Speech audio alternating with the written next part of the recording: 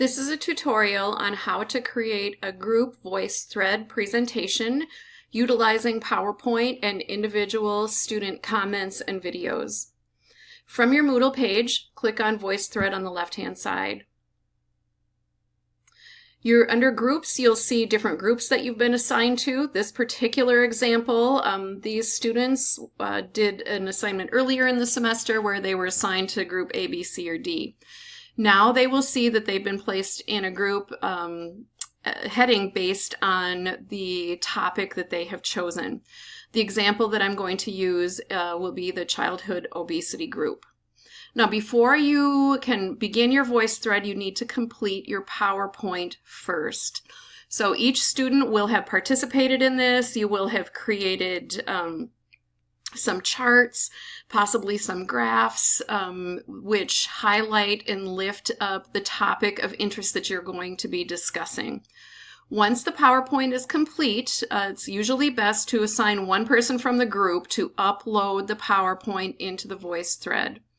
So for the example of childhood obesity, you click on the word childhood obesity and it's going to open up your childhood obesity first slide. I have created the first slides for every group. Click on this button in the middle and it's going to begin the VoiceThread here. There are 2 slides for each group, the title and the instructions. And now after this, you're going to be uploading your group's completed PowerPoint. Click on these 2 squares down at the bottom, and it's going to open up a screen where all of the slides are shown. Click on Add a Slide. You're actually going to be adding the entire PowerPoint, not just a slide. And then you're going to click on the middle button, Upload Files. So from here, you're going to have to find where you saved the PowerPoint that you're going to be uploading. I had a bit of trouble finding it earlier. Just make sure that you have it saved in a place that you're able to find it easily, and the desktop tends to be the best place. So the sample that I created is my sample VoiceThread quantitative presentation. I would double click on this and it will then upload to my VoiceThread. Now, I'm not going to do this because I don't want to add slides to childhood obesity. I'm going to be giving you a different sample that I created for myself so that I could show you how to do this. Okay, so let's say my group, we're going to be doing a sample how to create a VoiceThread in a presentation. And I have my first slide created just like you have in your different groups, and now I need to add my PowerPoint to this. So I'm clicking on those 2 squares down at the bottom, add a slide, upload a file. Again, I need to find my PowerPoint that I created. Make sure I upload the proper one. Here it is. Double click on this, and now my computer is going to begin to upload my PowerPoint. This is a relatively small PowerPoint that I created as an example. Your computer can take several minutes in order to upload this. It depends on how large your PowerPoint is and how quick your internet service is. This seems to be going pretty quickly for me, but just be patient. Give it some time. This one went quite quickly. So I'm done right now. I have uploaded my PowerPoint, and now students in my group can begin to add their audio and video comments to round out this presentation. I recommend that each group, each student in the group writes out a script for what they're going to say over their slide. It makes it a lot easier for you, and then you've got something that you can actually read off of. It tends to be a more smooth presentation. Okay, so this is done. You can click the X in the upper right hand corner and it just will close that screen. Now back again, say your childhood obesity, click on it. Every student in your group can click on childhood obesity and you're always going to come back to your group's slide. And by this point, your PowerPoint will have been attached to it, and now you can start doing your individual recordings. Again, back to the sample so that I don't mess up anybody's presentation here. My sample is this one, how to create a group VoiceThread presentation. So here's the first slide. It's just going to be left in place. Now here's where the PowerPoint begins. So I'm actually going to pause it right here. So this is where individual students will begin adding their voiceover. And again, just like other VoiceThreads you've used, you click on this semicircle in the middle to make your comment. I don't have the ability to do a video here because I'm doing a screencast for you and I can only use the camera to do one thing.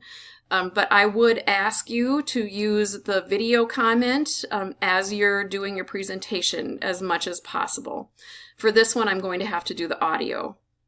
So let's say this is my introduction, and I'm going to start to do my recording.